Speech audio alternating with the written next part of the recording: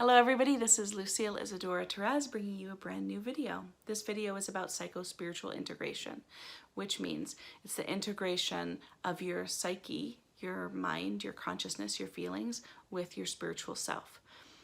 In order to do that, we actually have to unify some of our emotional, psychological parts. Those parts got built through trauma and childhood experiences, which makes us have different kinds of motivations, interests, feelings, beliefs, and different circumstances. So the idea of this video is that really in order to have divine union, we actually need to build psychic union in ourselves first, because otherwise only parts of us are experiencing the high vibrational realities of God or the love or beloved relationship with God, right? So in this, we're going to talk about how to bring together our parts, how to build harmony and connectedness inside of ourselves, and how to build a friendship between ego and soul. So I hope you enjoy this video. Please like, subscribe, share, all that good stuff if you get something out of it.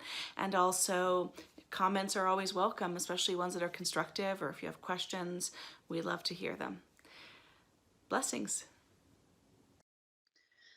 This is a modern mystical approach to spiritual and psychological healing. This is the highlights only version. This is a big overview, and you can expect some more detailed videos on the sub-subjects within on our channel. So this is going to talk about this model of transformation.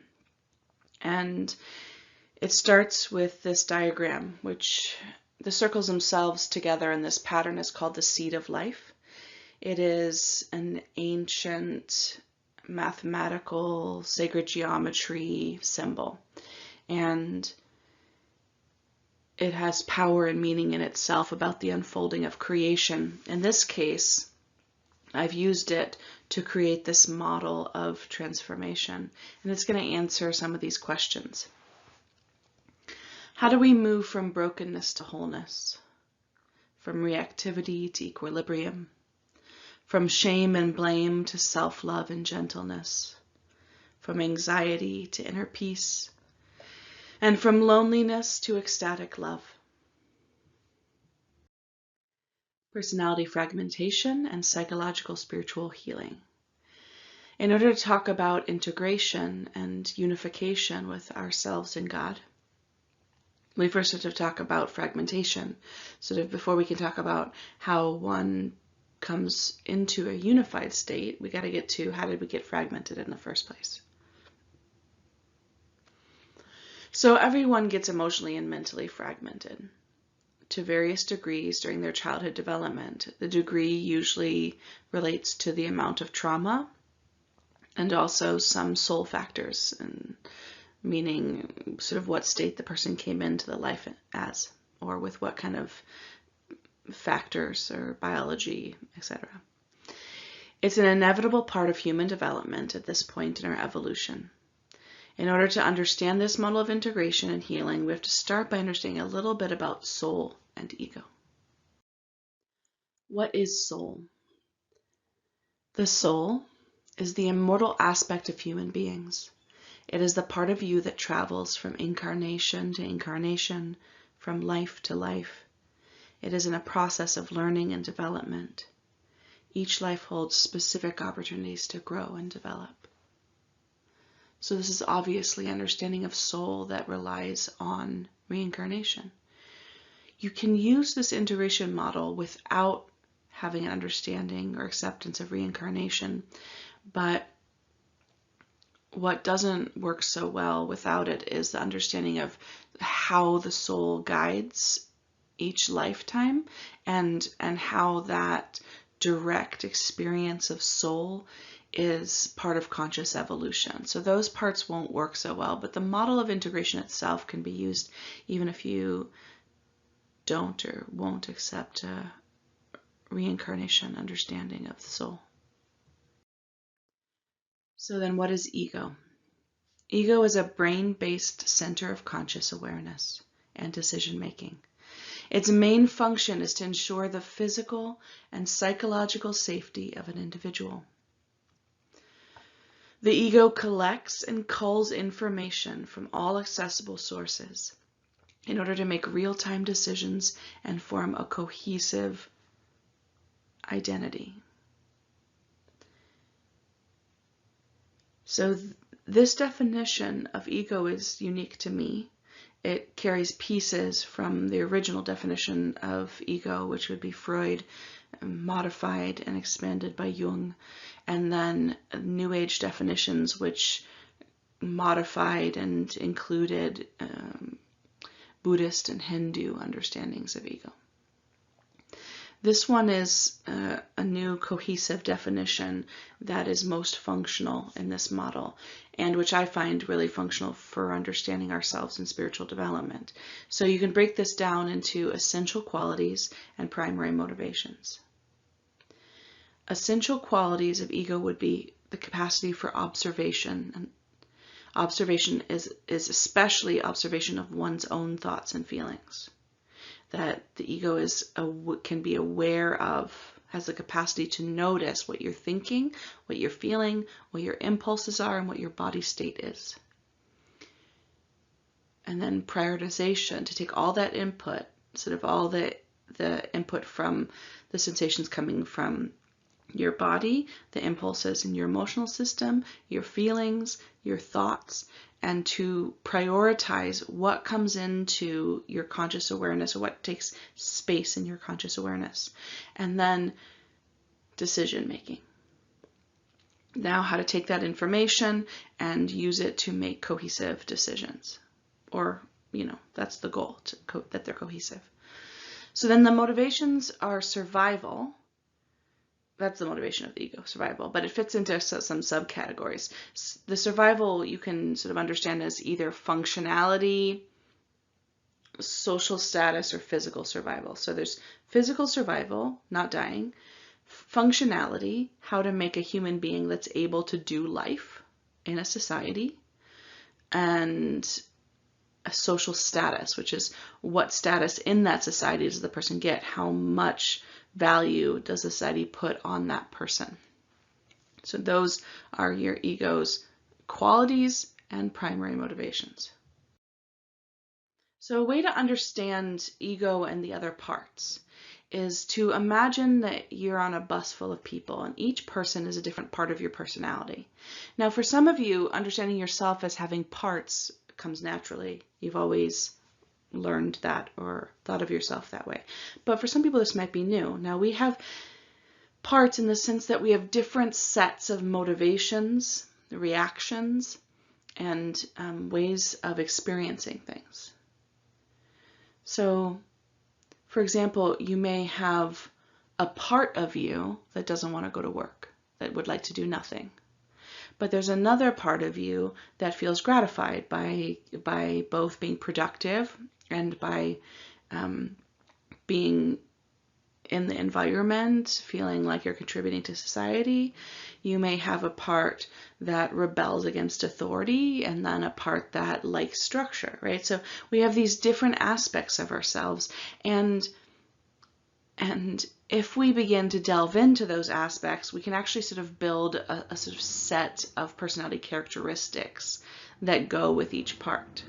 So there's some models like internal family systems and other models that have ways of defining what these parts are and how they relate that can be really useful. In this case, we're not going to get into that, but we're going to just understand that there are different parts, and those parts have different motivations. Now, what matters about that is some of those parts can be very easily triggered, and that triggering or that emotional reaction can then hijack your whole system. So let's say you are sensitive about being shamed, and your boss shames you in front of other people.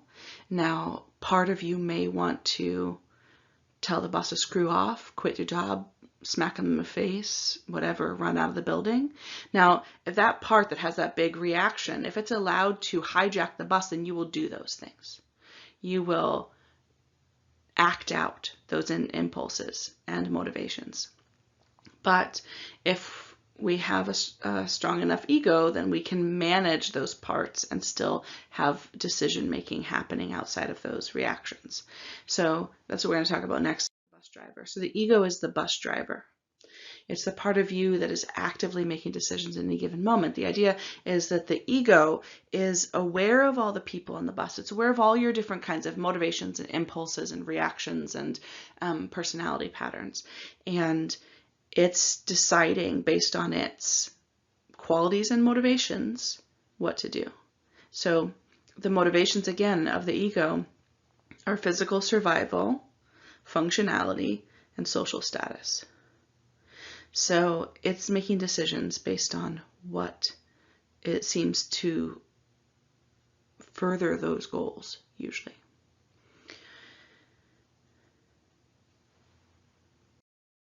So it's the ego's job to process and prioritize the input of all the passengers and to make decisions that we experience as cohesive. So the cohesiveness is a really important part of ego, right? It's the part that is like, we need to feel like we're not, we don't have like multiple personality disorder, right? And to feel like we're not hijacked by different personalities and that we're running around not knowing how we're going to act in any given moment. That is very distressing, right? It's incredibly upsetting to feel like you have no idea how you're going to make decisions or what's going to happen next or what you might do in any given situation. And so the ego's job, one of its jobs, is to make sure that we have a concept of ourselves that is consistent, that holds together, which is what cohesive means, right?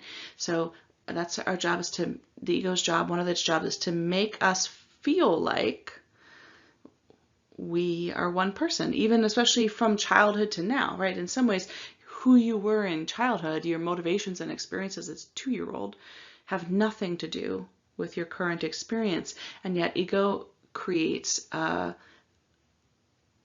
concept of self that's consistent, that can say, I am a baby, or I was a baby, I was a toddler. This is me. It's the same person. Me, baby, me, toddler, me, preschooler, me, high schooler, me now.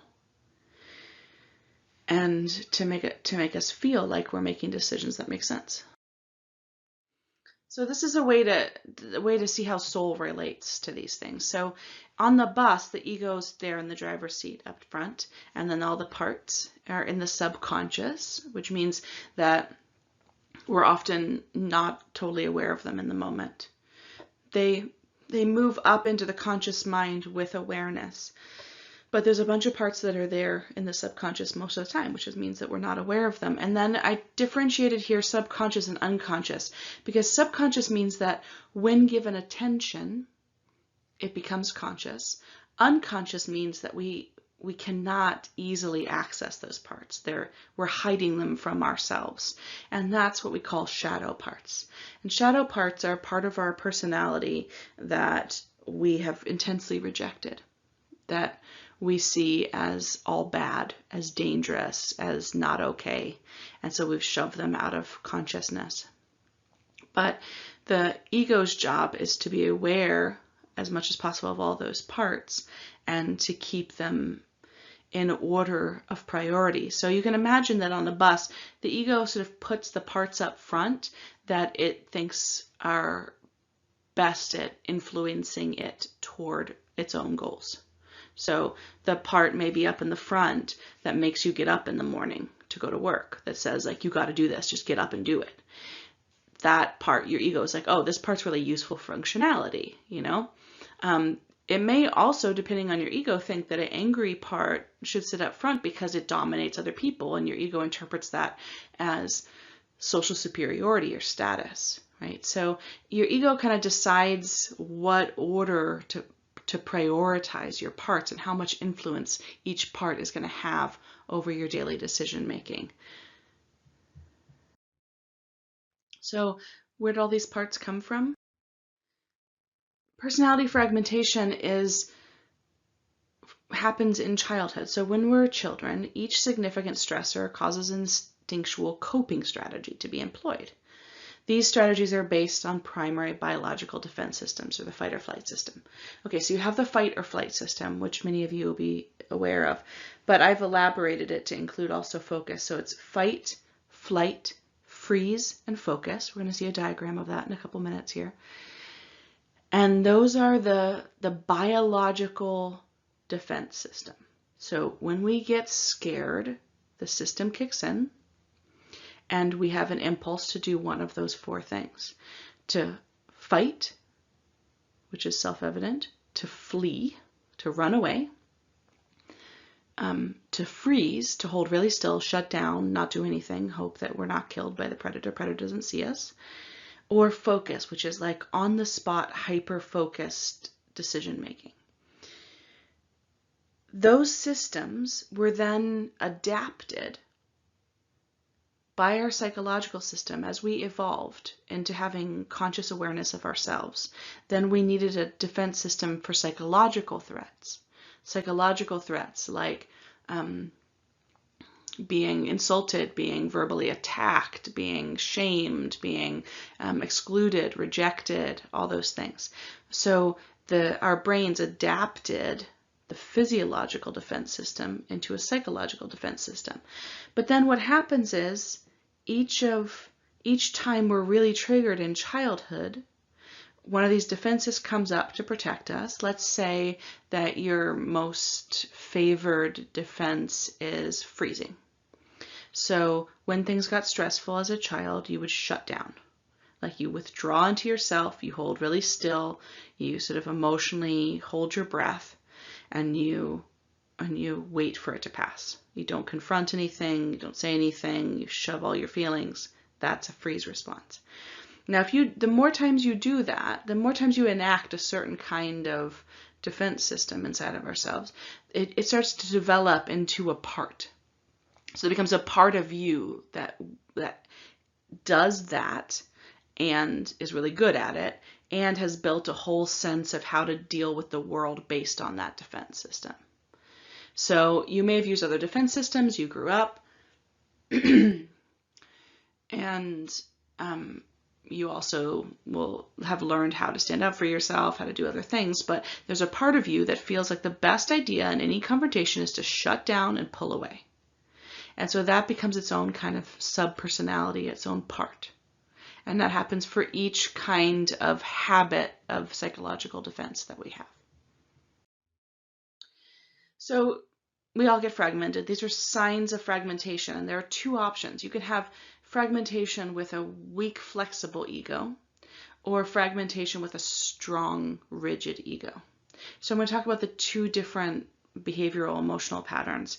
And remember that anytime I'm offering something or another thing, it's never that dichotomous. There is kind of a spectrum. You may have parts of both, or you may have one kind of system in certain situations and a different in the other. So your ego may be strong and rigid when it comes to work, but weak and flexible when it comes to emotional, romantic relationships.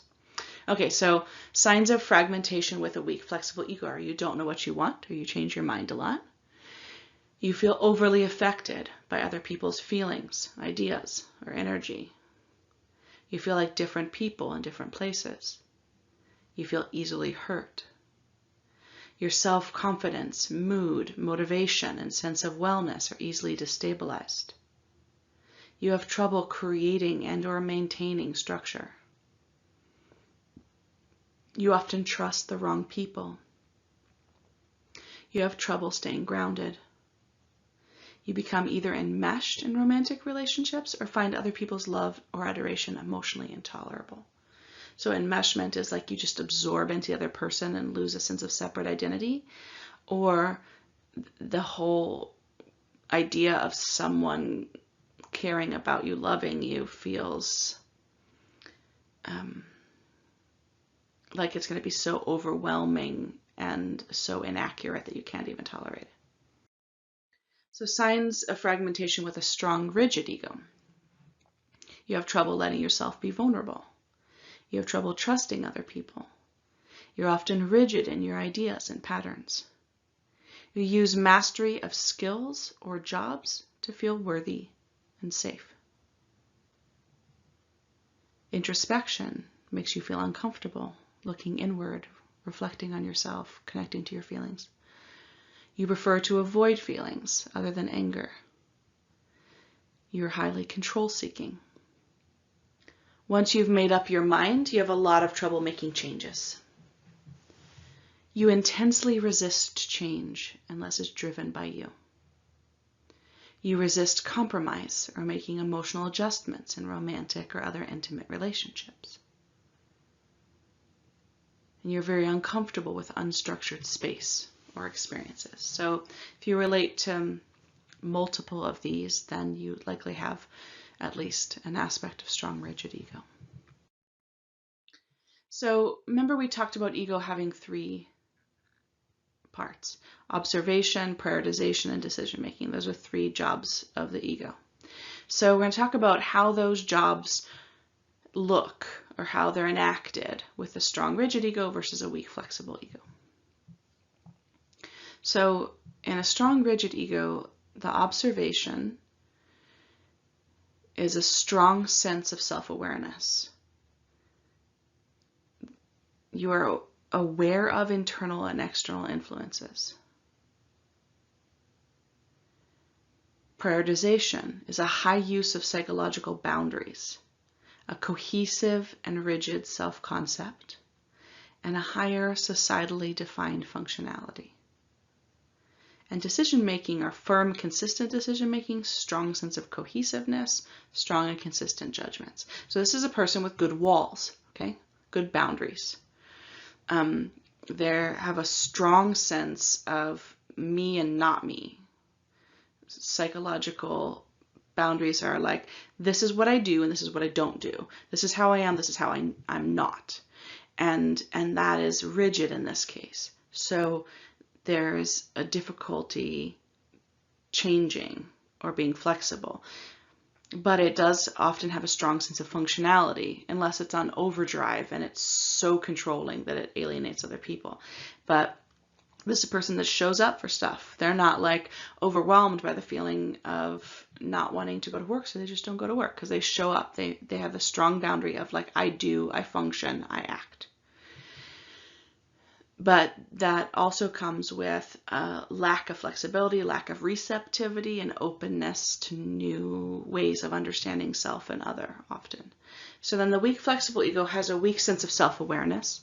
So they're often unaware of internal and external influences. They don't know why they're feeling the way they feel or being affected by what they're being affected by. And then prioritization is a low capacity for psychological boundaries. It's hard to tell what's me and what's not me. A more changeable self-concept. Sometimes I feel this way. Sometimes I feel a different way. I am this kind of person. No, I am this other kind of person. Lower socially defined functionality. Often feeling so overwhelmed by feelings of myself and other and not being able to differentiate between the two makes for lower functionality. It's hard to get shit done. Decision-making, indecisive or highly flexible decision-making, weak sense of internal cohesiveness, malleable judgments. So can judge a situation or a person as something, but then also willing to change that when they get different information. There's more of a sense of being more than one person, of having different influences. And there can be an indecisiveness or sometimes a highly flexible decision-making. So in order to heal our inner fragmentation, we need inward integration towards our most essential nature.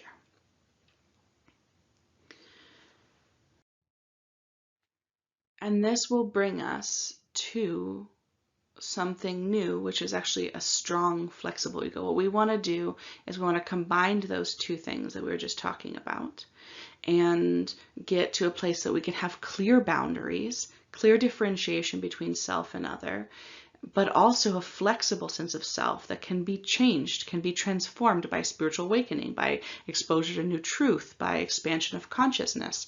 And that can be highly functional in society, but also be willing to be different.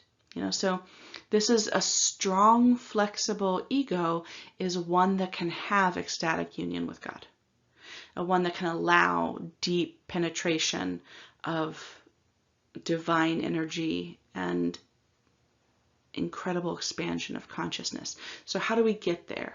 How do we move from either form of kind of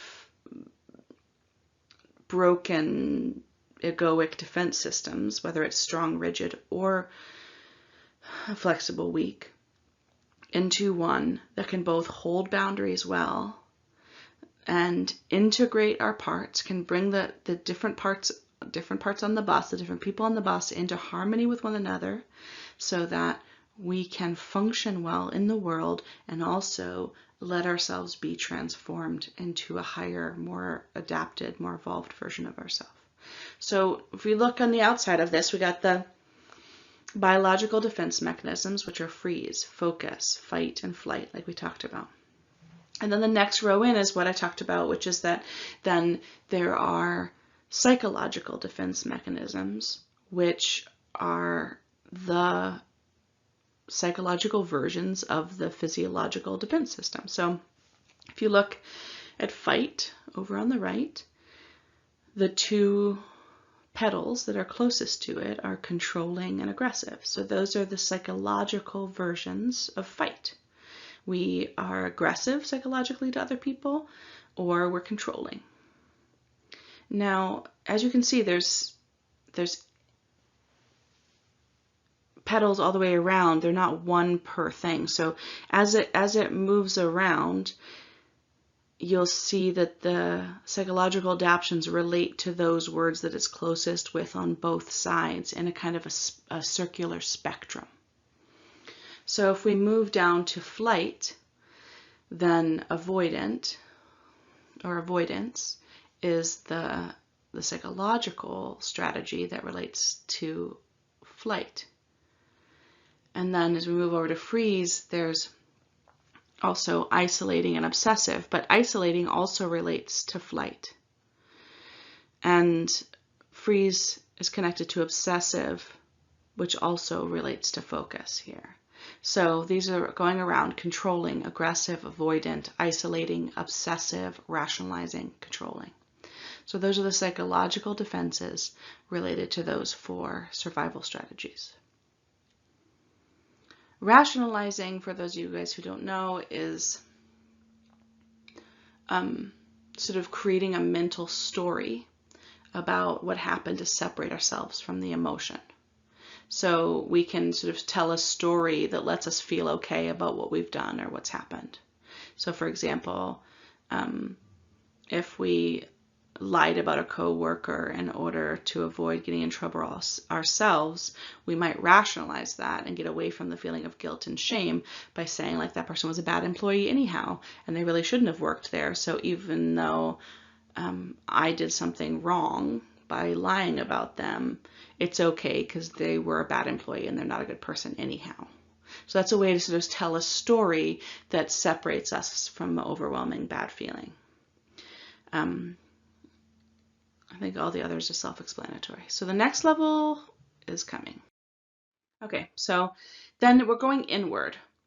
And what you'll see here is that, like, if we look over here with controlling and aggression again, then the next level in is kind of an essential societal value, something that has external as well as internal value that's related to those qualities. And the goal of this integration is that we're taking things that are highly reactive on the outside and moving them inward in a healing and integration process. So controlling and aggression, the sort of the core societal value or piece of kind of a goodness in it. And this is still in the realm of good and bad, so it really does feel like a goodness. Is conscientiousness. Consciousness is like rule following and doing what's right. It can be a combination of controlling and aggression. It is like you stand up for what's right, you do what's right, you hold high standards, right? So conscientious is there and has the qualities of controlling and aggression in a more core value kind of way. Now you can see between aggression and avoidance is decisiveness. So aggression adds this intensity and focus. And when it's mixed with avoidance, it can balance into a decisive. So the avoidance takes away from some of the aggressive nature of aggression and makes it more about making a decision. And then isolating and avoidance, in between them is independence. So if you take pulling away, and both in forms of isolation and avoidance, then there can be a core quality of independence. Okay? Like ability to separate from what other people want, to pull away from those things which are reactive and stressful, but in a way that is constructive, like independence. And then isolation and obsession can actually solidify down into a value of caring. So that there is this separation of not caring for everyone and having a specific isolated care for someone, and the intense focus of obsession can be clarified down to the value of caring. And then rationalizing obsession, clarify down to the value of perceptiveness, right? There's focus, which comes from obsession, and there's clear thinking, which comes from rationalizing, and that can be a perceptive quality. And then when you mix rationalizing and controlling and clarify it down to a value, that can be discerning. So now this is really helpful in taking something that we see as negative, which almost all of the outer petals we would see as negative: controlling, aggression, avoidance, isolation, obsession, rationalizing. Now, when we have those feelings, we want to reject them often, or we notice that about ourselves, we want to reject it. This is the first way to sort of make friends with and invite an integration of those feelings.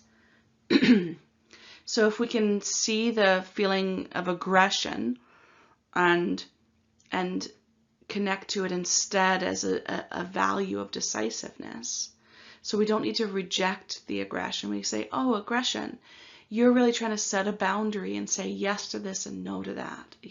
There's a decisive value in there, and that lets us say yes to the experience instead of rejecting. When we use the defense of rejecting anything that we experience as bad in ourselves, that increases fragmentation.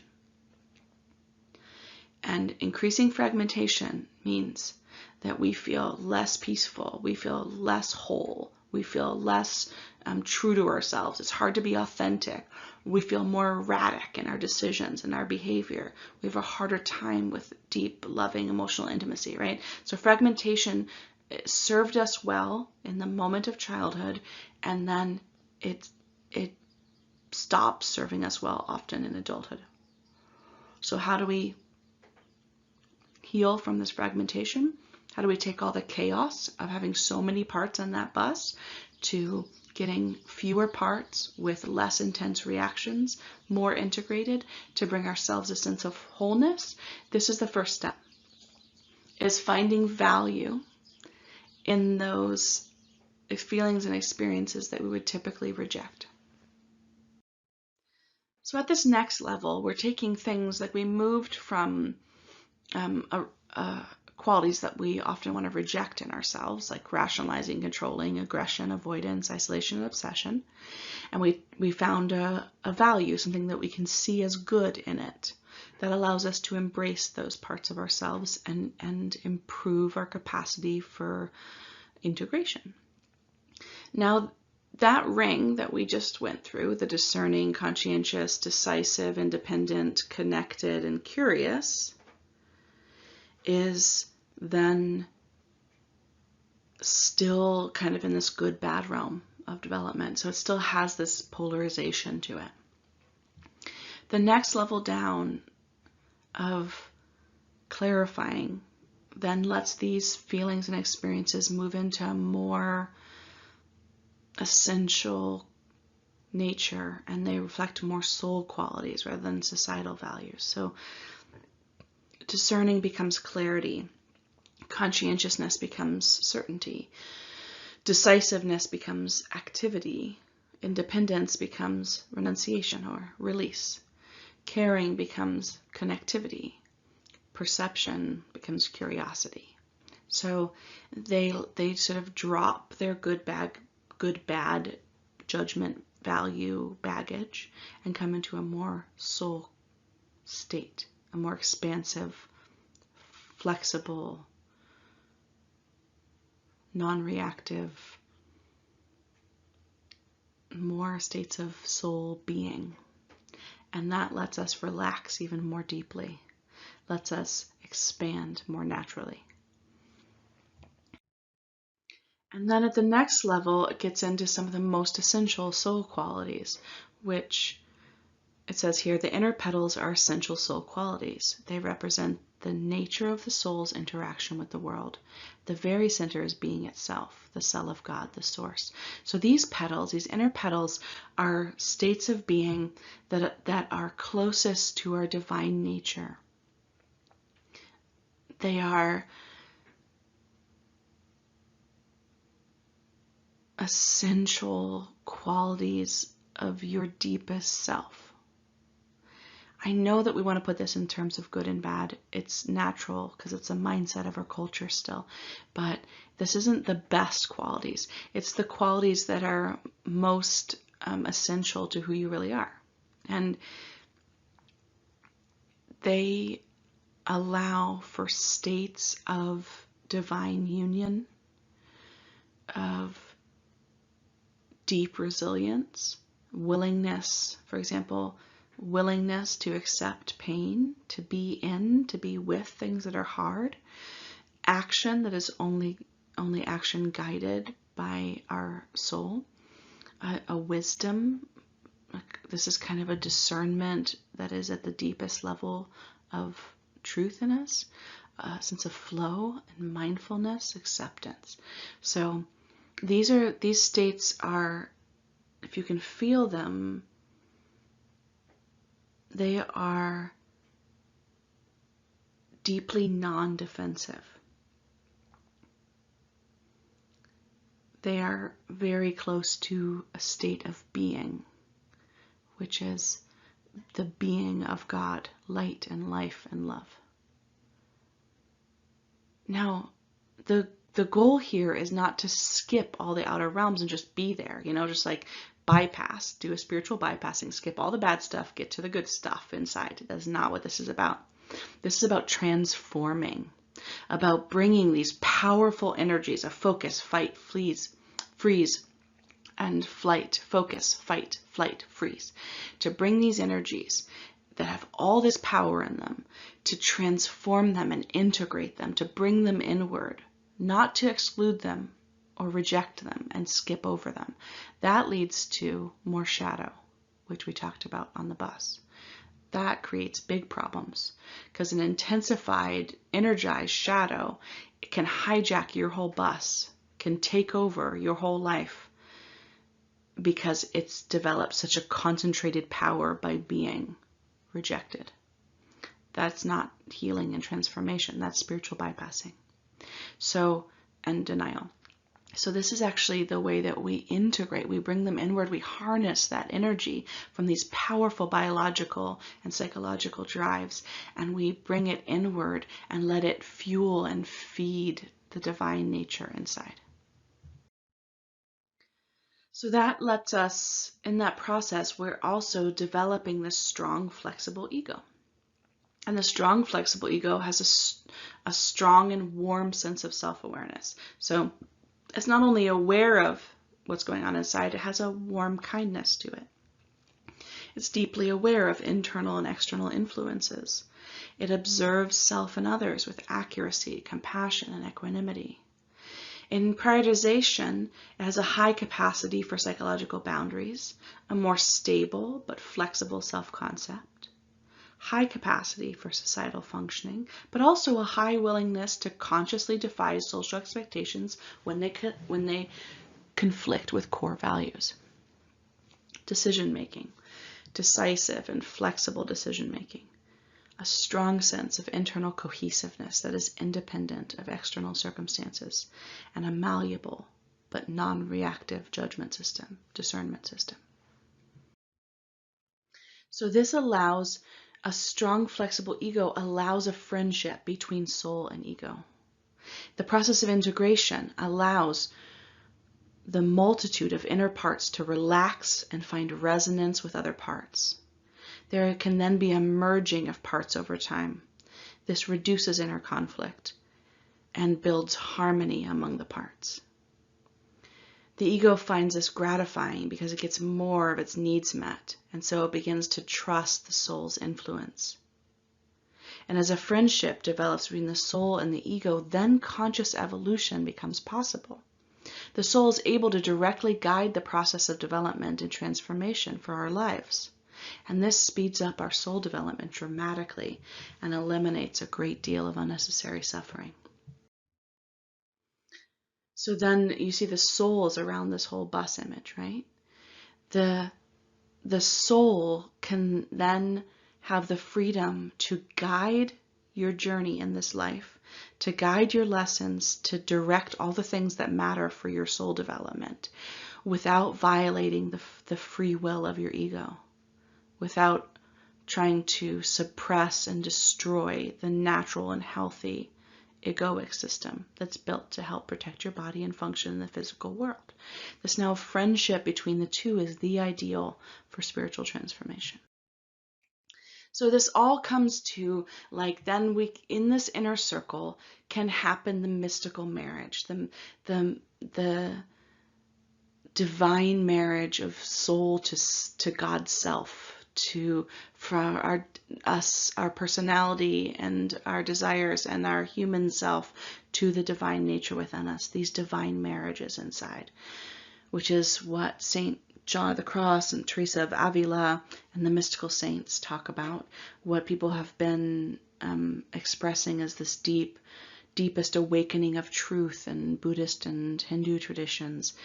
There is this incredible draw in your soul towards this union, towards this marriage, these levels of marriage with the divine inside you.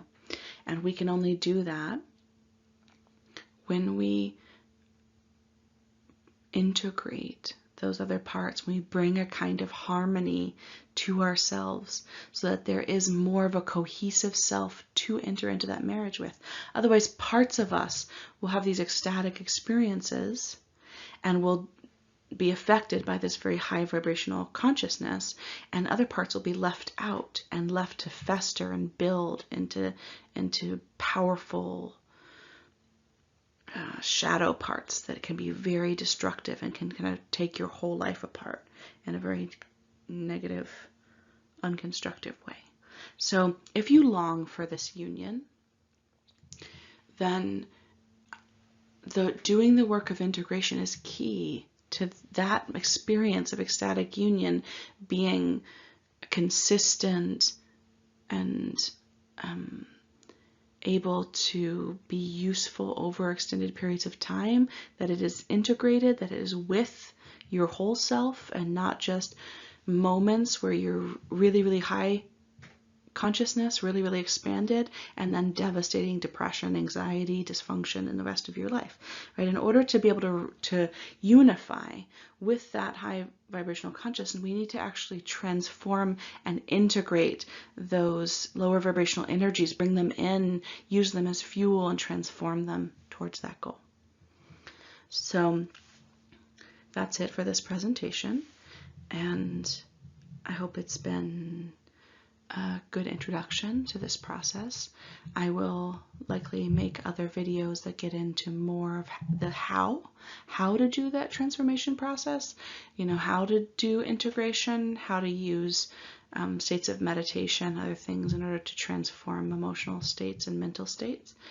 But this is the end of this particular presentation. So thank you for joining me, and blessings on your journey.